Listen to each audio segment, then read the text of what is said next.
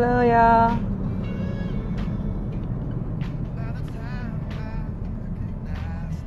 All right.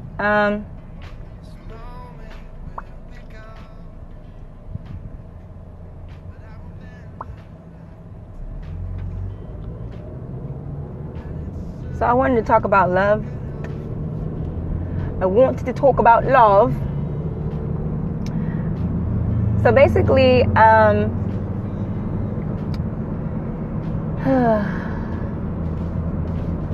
love and your worth. You can't find your worth in what you do, in the good attributes that you have. You can't find your worth in those things. You can't. You have to find your worth in just what the definition of what love is. And in that, there was nothing, I'm just going to use the foundation of God, there was nothing that we did special to make God love us. God just made a choice to love us. Period. Because He is love. It wasn't because we were pretty. It wasn't because we could sing. It wasn't because we were outgoing.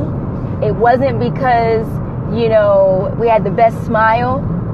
It's just because He chooses to love. And and I'm talking about this because this is something that I deal with a lot. When you deal with rejection, a lot of times you try to make up, or you try to, have people like you or love you based upon how you act.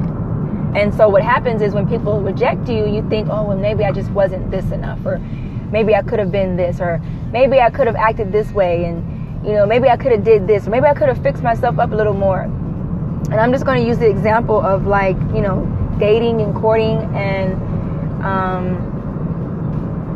I'll just use this example because this is something that I'm currently going through. I don't care how dope of a woman or of a man you are. You could be the most outgoing person, slay for the gods when you get dressed up.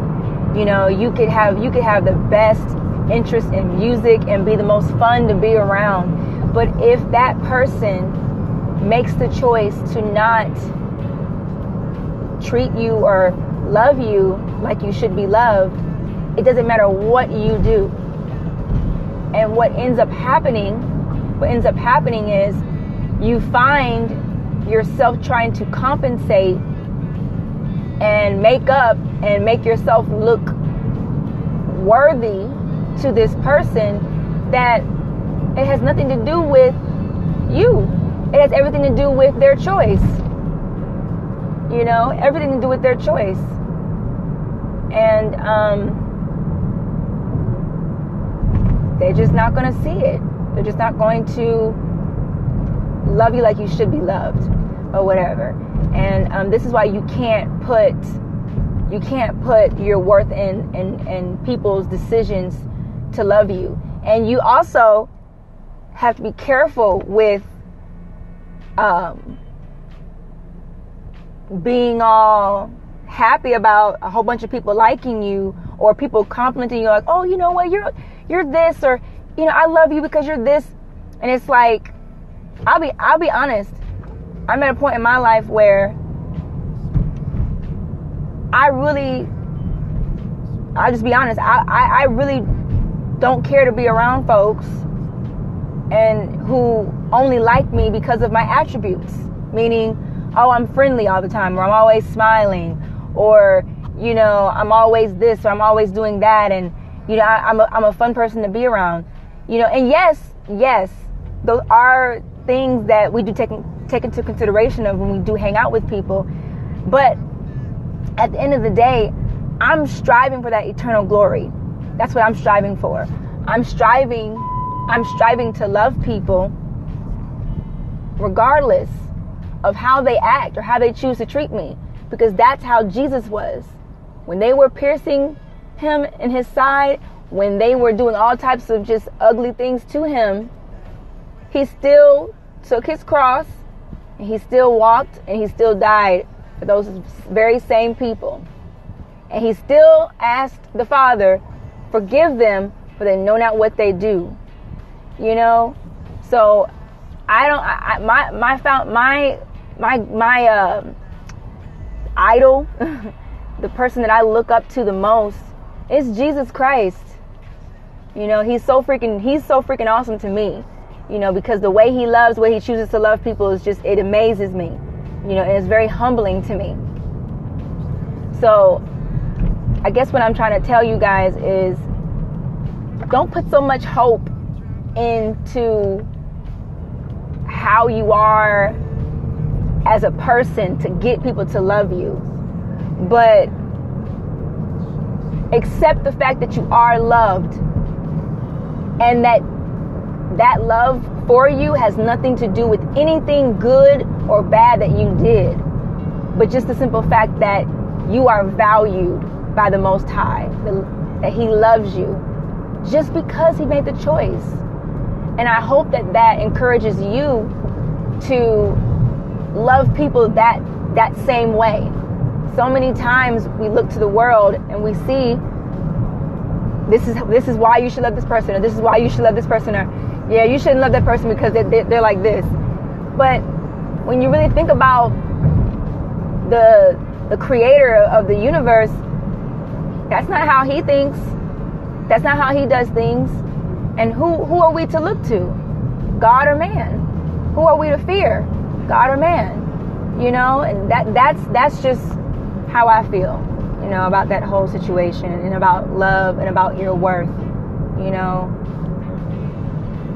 it's too much to live your life trying to please people who they're never gonna see you how you want them to see you.